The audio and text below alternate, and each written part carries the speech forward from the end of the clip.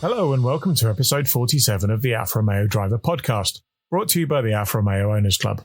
I'm Guy Swarbrick, and with me this afternoon I have Mike Stark, whose 3.8 litre Busso-engined 156 Hillclimber car made such a big impression with members at National Alfa Day and on the club stand at the NEC.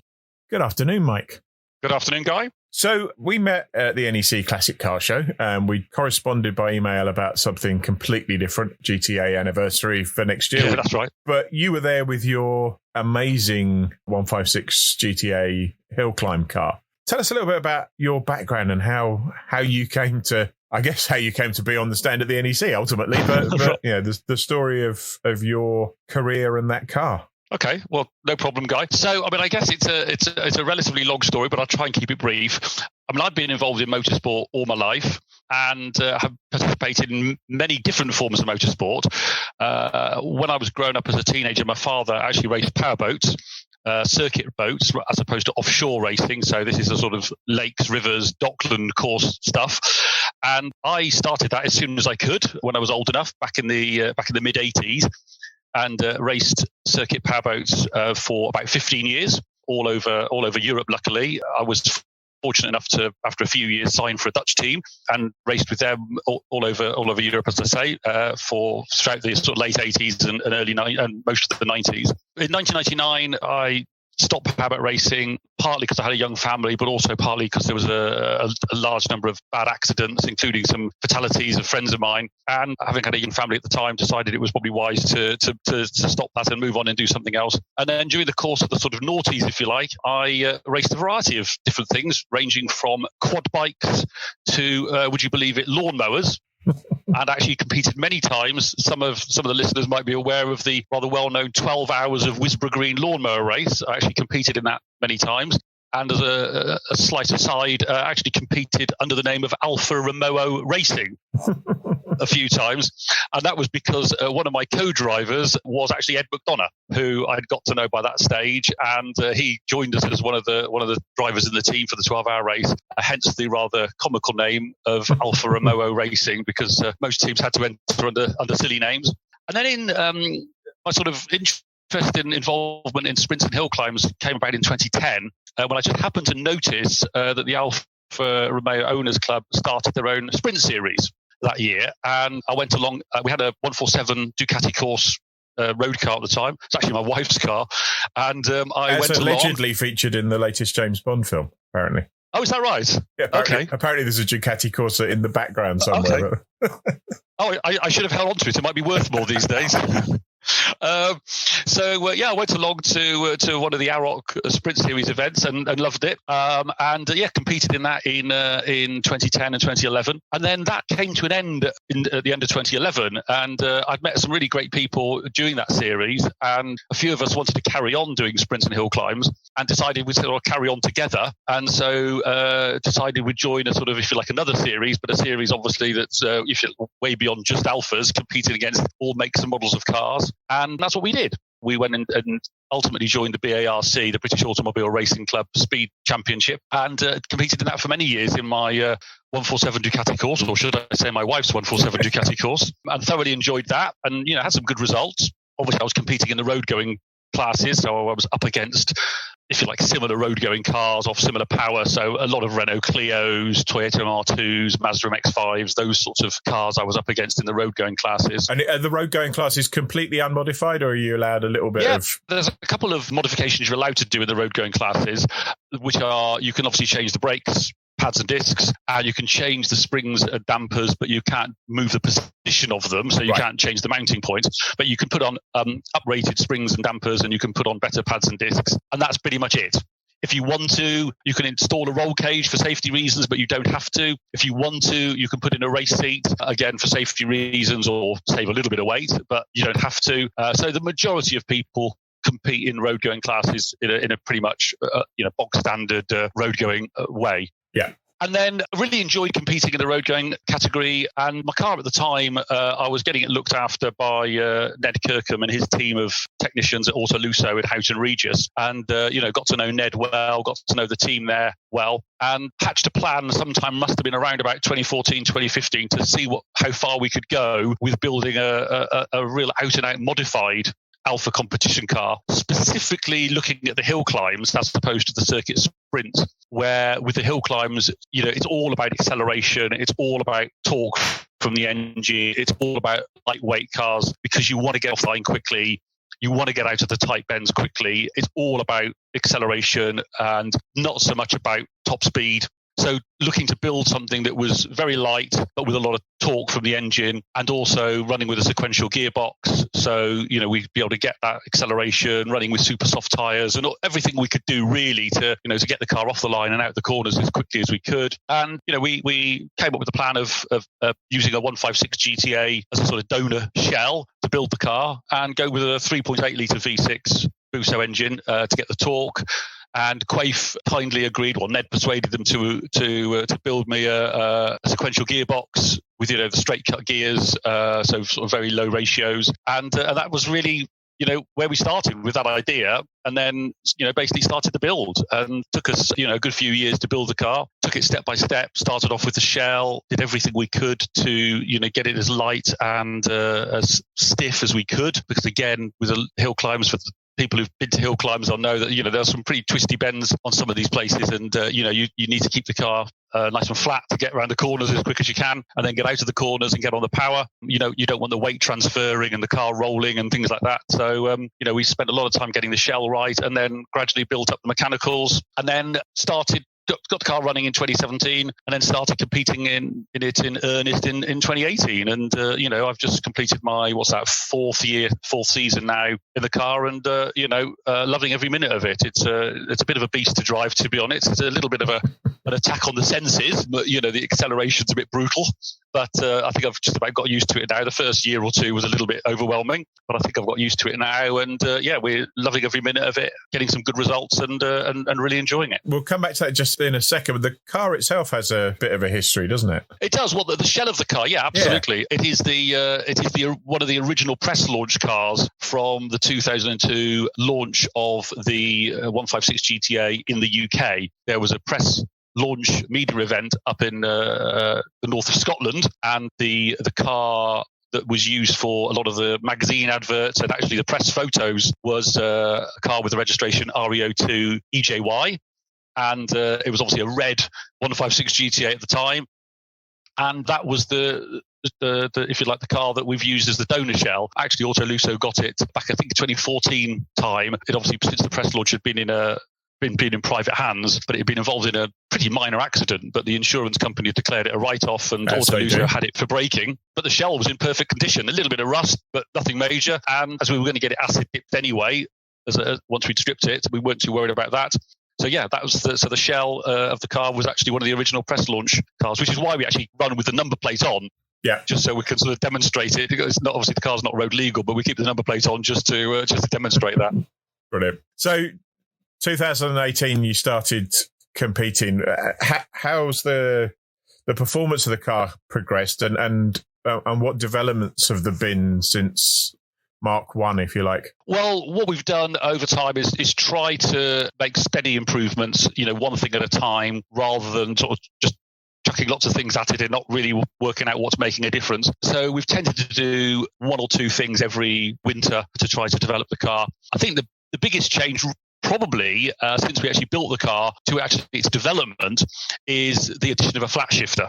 So a couple of seasons ago, we put a DuraShift flat shifter, added it to the sequential gearbox. So not only have you got the advantage of a sequential box with very quick gear changes and obviously no real chance of missing a gear, which you do with a conventional gearbox, but with the flat shifter, obviously I'm keeping my right foot buried on the throttle on the upshifts and not even having to use the clutch. And that does make, I was actually surprised the scale of difference it makes.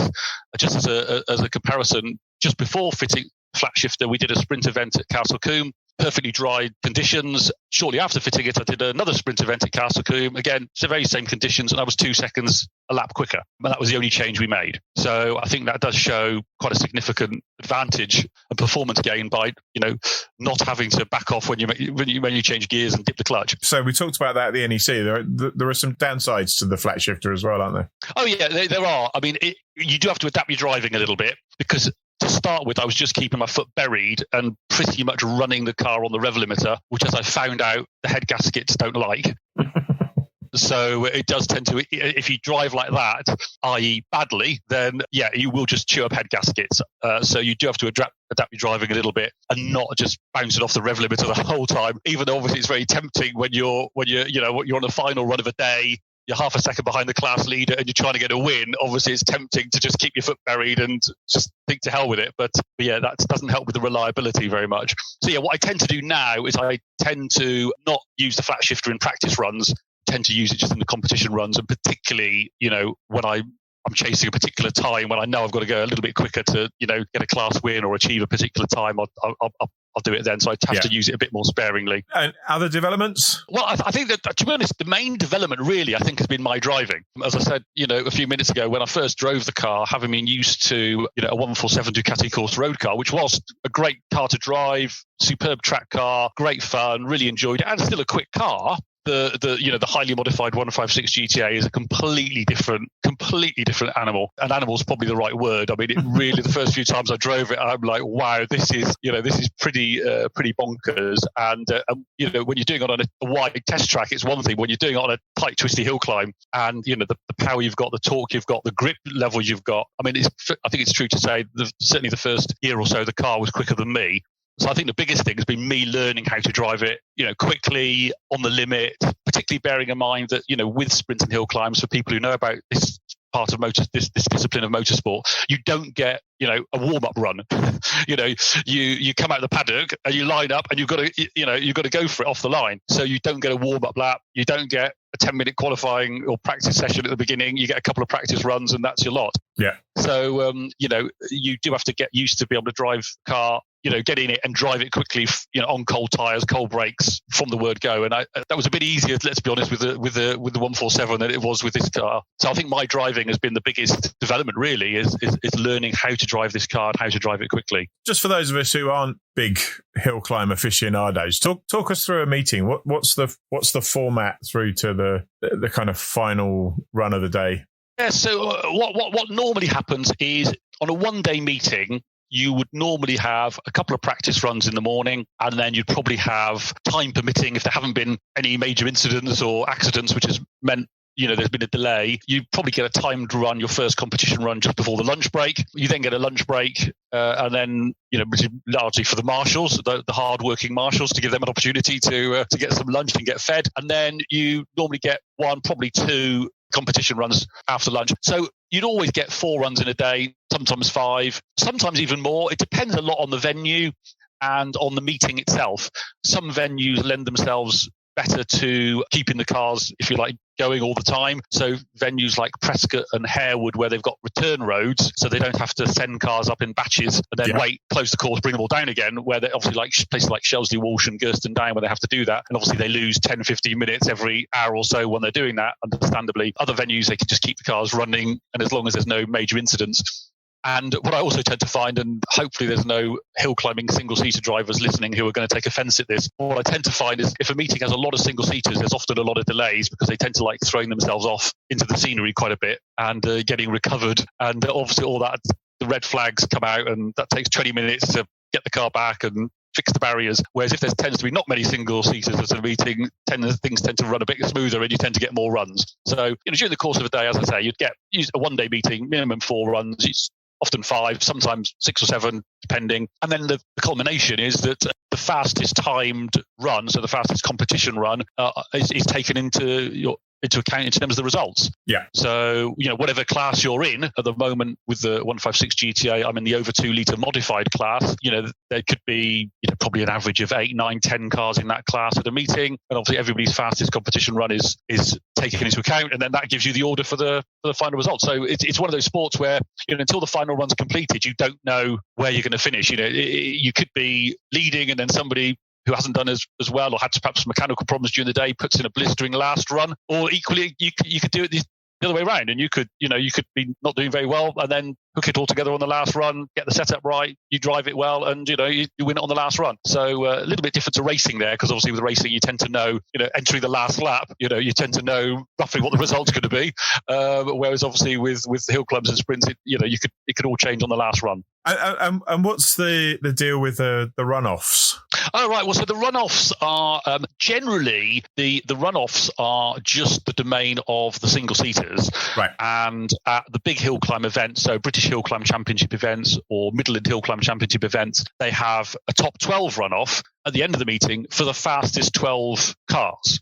And invariably, they will always be, the big single seaters, unless it's been odd weather conditions where, perhaps some of the faster modified saloon and sports cars have run in dry conditions and the big single seaters run in wet conditions. So you occasionally, with mixed weather conditions, you might get a bit of an odd look to the runoff. But assuming it's just been the same weather throughout the day, invariably it'll be the domain of the fastest 12 single seaters. They'll then do a runoff, and that will then determine the points. The results of the runoff will then determine the points in their championship. So be it the British Hill Climb Championship or the Midland Hill Climb Championship or whatever. However, what's been interesting is a few venues, particularly Shelsley Walsh, have over the past few years added a bit of interest to a lot of meetings by doing top 10 runoffs at the end of the meetings, but for specific categories of cars. So rather than just saying it's the fastest 10, they've actually said it's the fastest 10 and then select what it's the fastest 10 of. So I was fortunate enough to qualify for a runoff at Shelsley Walsh this year when they said it was going to be the fastest 10 closed cars. So basically cars with solid roofs. So it was a meeting there in July. There was about 130 cars in total. Only about 15 or 20 of them were single seaters. There was a few sort of open sports cars like Radicals and things like that. But probably 70, 80 cars there were closed saloon cars, be they road cars or modified cars like mine. And they said, we're going to do the top 10 runoff to add a bit of interest as the fastest 10 closed cars. And yeah, it was great to have an opportunity to qualify for a runoff at a place like Shelsley Walsh. Unfortunately, it was late on a Sunday afternoon. So by the time I got to run, I think everyone had gone home. So there weren't many people watching. But nonetheless, it's one of those things. It's nice to be able to say you've done it. And I think it adds, to be fair, Guy, I think it adds a lot of more interest for other competitors because, normally, other than the top 15, 20 single-seater drivers, nobody's in with a chance of getting into a runoff. And I think now they're saying it's the top 10, could be closed cars. They've done it where it's the top 10 members of a particular club. Talking to one of the organisers, actually at the Classic Motor Show, they were saying they're thinking about doing things like a top 10 runoff for people under a certain age or people over a certain age. So it just adds a bit of variety and a bit of interest, I think, for the competitors and people who normally wouldn't ever think of getting into a runoff, having an opportunity to do so. And just to put your runoff into perspective, we talked about Ed McDonough earlier on. Ed wrote an article in the magazine 2 issues ago about that runoff. And I think Ed's worked out that was I think I'm right in saying the fastest time in an Alfa Romeo in a runoff at Shelsley Walsh. Well, it was at that time. So first, I think the main thing that that Ed spotted was that it was the first time an Alfa Romeo had qualified for a runoff at any British hill climb venue since 1952. And back in the late 40s and early 50s, the famous Dennis Poor competed in an ex-Alfa Grand Prix car in the British Hill Climb Championship and actually won the British Hill Climb Championship in 1950 in the car. And he last qualified for a runoff in 1952. And as far as Ed was able to determine, no Alfa has ever qualified for a runoff as a UK hill climb since then until I did it in July of this year at Shelsley Walsh. So that was quite a nice achievement. It was also at the time, again, as far as he was able to ascertain, the fastest Alfa ever up Shelsley Walsh. Although, unfortunately, I think at the following meeting, another driver in an Alfa 4C actually went slightly quicker than me. So I don't think I can claim to be the fastest Alfa up Shelsley Walsh anymore. I'll have to go back next year and try and take that one back. But certainly in terms of getting an Alfa into a runoff at a British hill climb event, certainly it was the first one to do that in best part of 70 years. And I'm not quite sure when the next one will be. Hopefully it'll be me again.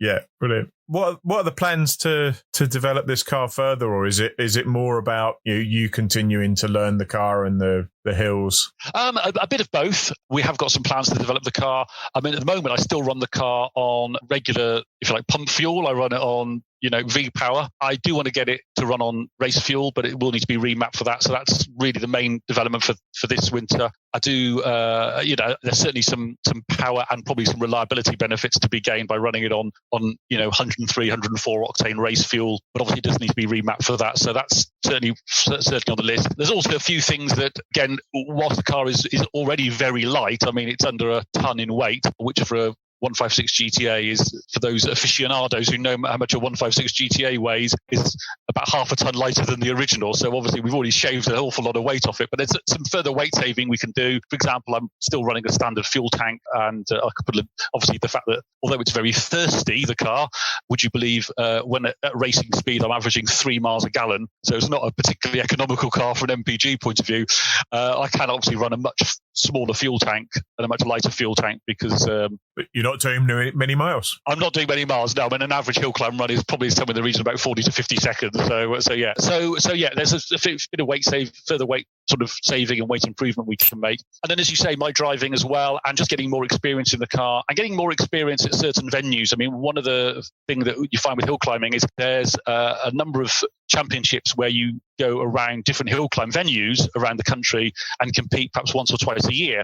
But also most venues have their own local championship. And, what you see when you turn up at places like Harewood or Gurston Down, Lowton Park, places like that, are the local drivers, those who compete in the local championship and to do every event there, really know the course, like the back of their hand. Yeah. And whilst I don't know I'm ever going to just stick with one venue, I like going to different venues and trying different courses. Clearly, intimate knowledge of a hill climb course, is worth a lot in terms of time. So there's 2 or 3 venues I'm going to concentrate on a little bit more going forward and try and do a few more events there during the course of the season, because I think that will really help me in my driving of the car and getting the most out of it and really getting it down to times that it's capable of. Because at the moment, I think, we've got some pretty quick times at most of the main hill climb venues. We're down in the 35 seconds at Shelsley Walsh. I'm in the 37 seconds at Gurston Down, 66 at Harewood. But there's probably a couple more seconds, I reckon, at all of those venues, which if I just,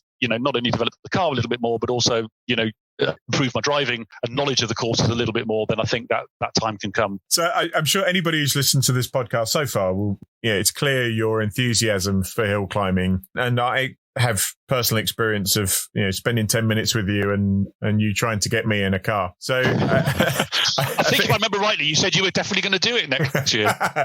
Yeah, I think I did say that. I haven't had that conversation with Mrs. Swarbrick yet. So assuming that I was going to do that, what's actually involved? Starting with a road car, what would your advice be to somebody who wanted to give it a go? I think that the first thing to do is just accept you're going to do it and give it a go. It's very easy to do. There is not a lot of sort of administration, testing, car development, all those sorts of things that there would be with racing. So just to give a very quick summary, you need to get yourself a Motorsport UK license. It used to be called a National B license, but I think it's now called a RS Interclub license.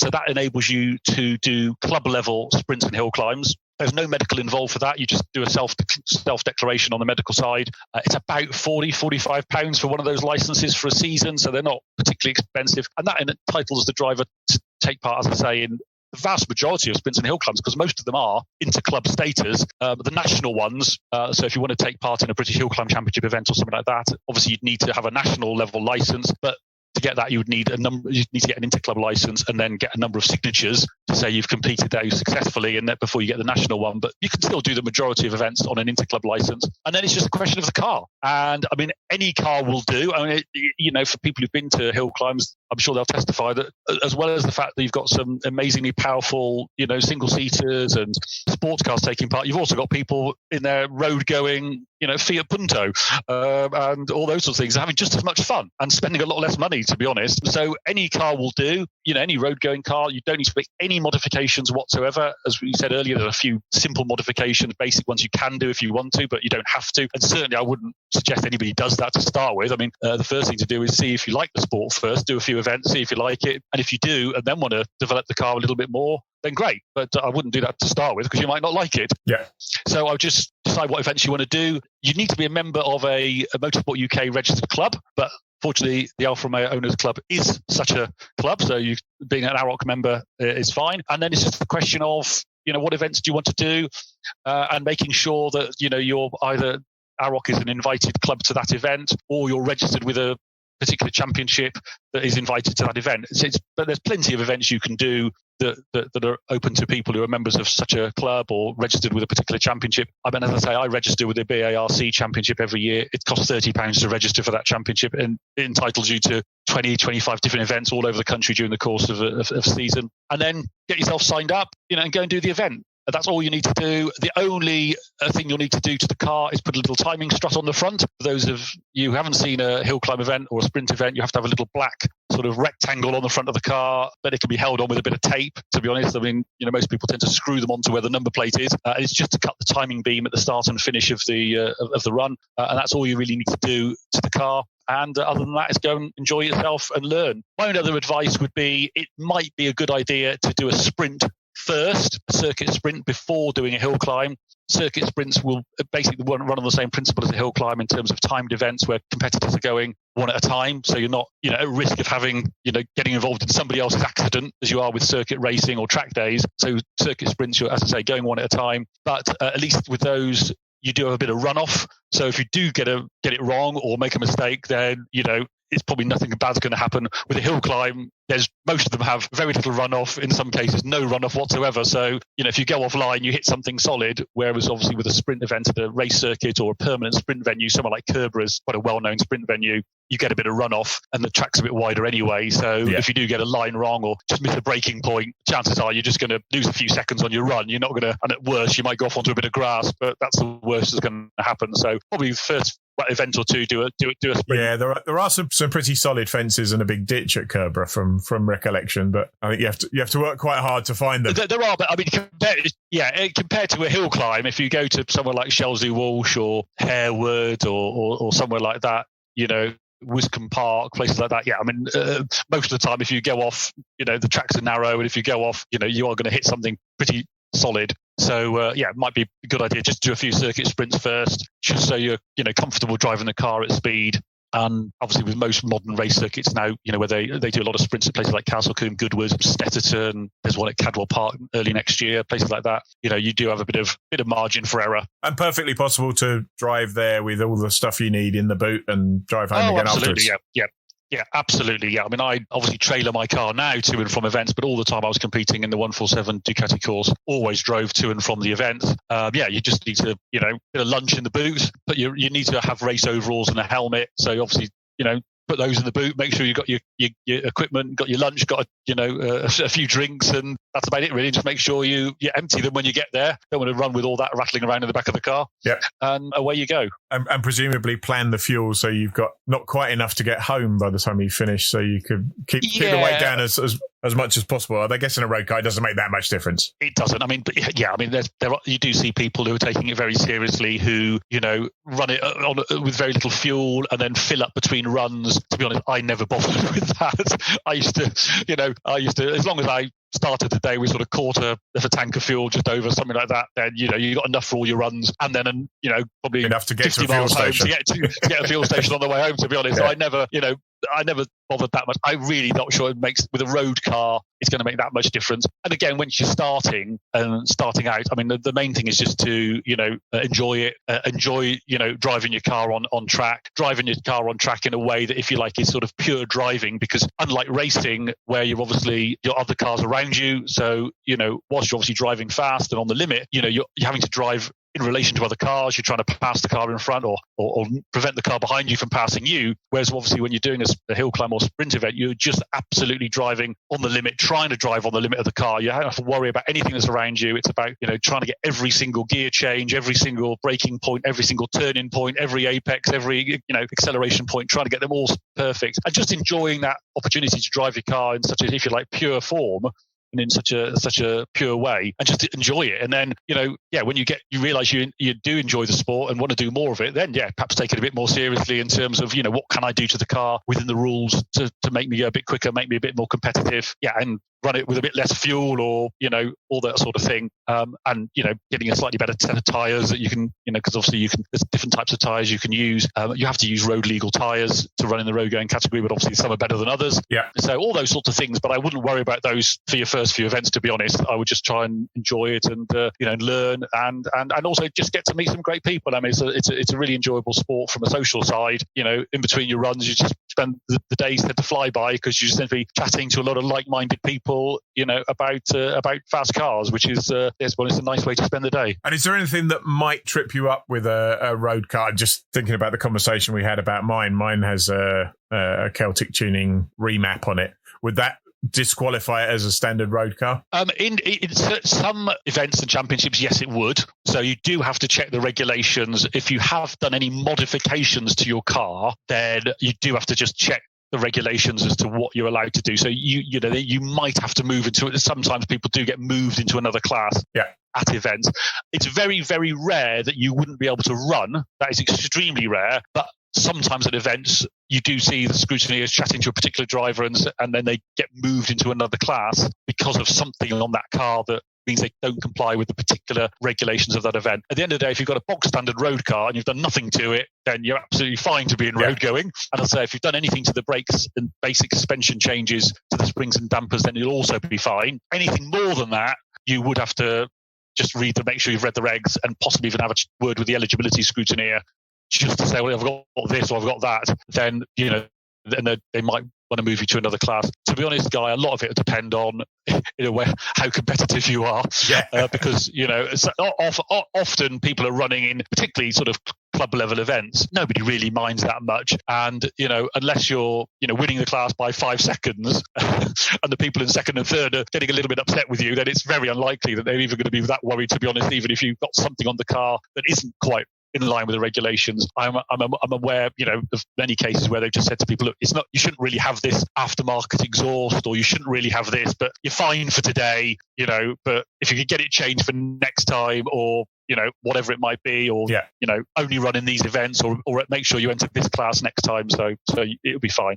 I wouldn't get that to put you off. And I assume, you can find a bit more time by going to a kind of track day tyre, a semi-slick but road legal tyre. But you're probably not going to wear a set of tyres out over the course of a season, given the amount of running you're going to do. So the running costs are pretty low. Oh, yeah. In terms of tyres, there are, for those familiar with the Motorsport UK yearbook, there are 3 categories of tyre: list 1A, list 1B, and list 1C. And 1A are basically, if you like, standard pattern tread road tyres. 1B are road legal track tyres, and then 1C are basically competition tyres that are not road legal. In the majority of events and championships, you have to run list 1A tyres, right, if you're running road going. So you have to. So you'd run the same tyres as you would drive to an event. You would run at the event with them on and drive home again. And, if you're only doing, perhaps 5 runs a day, you wouldn't be wearing them enough. I mean, I used to get at least a season, if not 2 seasons, out of a set of tyres. And that was using the car during the week as well as using it in events. And I used to run Richard & Pilots on my 147. They were list 1A tyres, good tyres, but, good road tyres as well. Handy. That's what I've got on the Giulietta, so... Oh, well, there you go. So you can, some championships and venues and events do allow 1B tyres in road going. So again, it's a question of checking, regulations. But to be honest, I'd never even bothered with 1B, even when I was competing in events that allowed them in road going. I just stuck with my 1As, and to be honest, I didn't really see a big difference, to be honest. And pads and discs and brake fluid and that kind of thing. Yeah, you can pads and discs and brake fluid. You can. Are free because they're pretty much disposable items anyway, so they're free. So I'm going to get yourself a good set of brake pads, and a good brake fluid is important. I have had a dodgy journey home once from Landau in South Wales when I boiled my brake. I was running standard brake fluid and was boiled it during the course of an event and had to drive home with virtually no brake pedal at all, which wasn't much fun.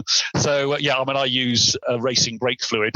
High performance racing brake fluid. And I'm not in my race car, but I used to use it in the 147 as well. And it was fine on the road, but it does mean that under heavy braking when you're competing, you've got a bit more performance. So decent brake fluid, decent brake pads. Would you change the brake fluid every event or a couple of times a year? No. Oh no, once a year. Right. Once a year. Oh, absolutely. No. I mean, these racing brake fluids are designed for much higher temperatures than you're ever going to put through them competing in a road car as a Hillclimber or a sprint. So, they, even if you're never going to boil them to a point where they lose their performance. So no, I mean, I used to, after that rather dodgy trip back from South Wales, we started using the Motul RBF 600 brake fluid in the 147, and that was perfect. And we changed it probably not even once a year, might have been once every 2 years if I remember rightly, but certainly not more than once a year. And I even use that now in my 156 GTA modified car as well. It's a great brake fluid, and it was fine on the road as well. So yeah, so something like that is wise to do.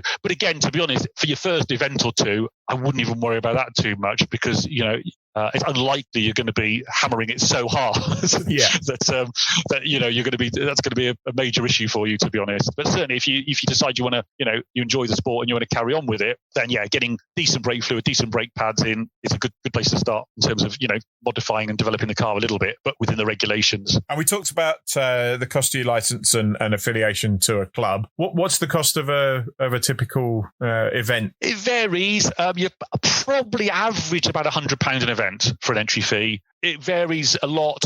It really depends almost on the popularity of the event.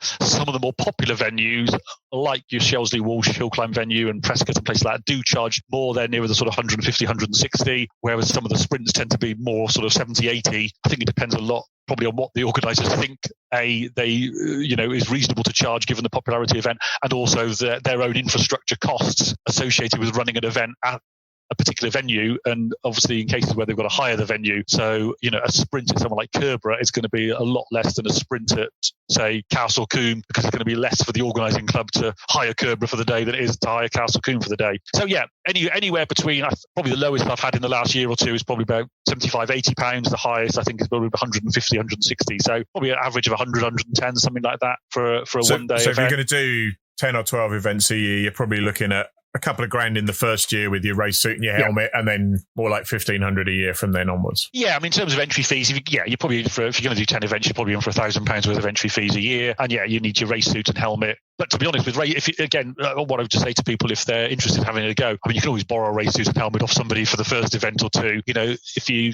know somebody who's, participating in the sport, then just ask them if you can borrow their helmet, race suit and gloves for an event before you decide whether to buy them yourself. I mean, because you're probably talking £500 in total for an overalls, gloves and helmet, because obviously they'll have to be Motorsport UK approved ones. Yeah. They're not that expensive. You can spend thousands if you want to, like the top level race drivers do. But, I think my overalls cost about £200 and my helmet was about 150, something like that. So, but you can, as I say, you can always borrow them. You talked about single seaters and how they disrupt your running at the hill climbs. If you were going to make a concerted effort at the outright Alfa record, have you ever thought about having a go in a single seater? I mean, there's the 1750 TBI engine in the W Series and British Formula 3 now, I think, from next year, Formula 4. I'd love to, if the opportunity came about. I mean, I've driven single seaters and enjoy driving single seaters. So yeah, absolutely. If there was a single seater going with an Alfa engine in that someone wanted to lend me to drive up Shelsley Walsh or anywhere for that matter, then I'd be delighted to do it. In terms of doing it myself, it's probably given the fact I spend all my money on my current competition Alfa, I'm not sure I would be spending one on another one. But yeah, I mean, I wouldn't rule it out completely for something I might do in the future. But if anybody listening has got a single seater with an Alfa engine and would like somebody to tear it up a hill climb for them, then give me a shout. I'll be delighted to. Assuming I fit in it. I am 6'2", so I do sometimes struggle to fit in single seaters, but I can crowbar myself in. Brilliant. That's been fantastic. Thank you for taking the time this afternoon. Been an absolute pleasure. It's been great talking to you guys. Thanks very much indeed. That's all we've got time for this week. We'll be back in 2 weeks' time when I'll be talking to Ashley Croft about buying his first Alfa. Many of you may have already spoken to Ashley, as he's part of the team which looks after members at the club's official insurer, Chris Knott. Episode 48 will be available to download from 1:30pm on Sunday the 2nd of January from Podbean, iTunes, YouTube and all the usual places. In the meantime, I'd like to take the opportunity to wish you all a Merry Christmas and a Happy New Year. And until the next time, stay safe.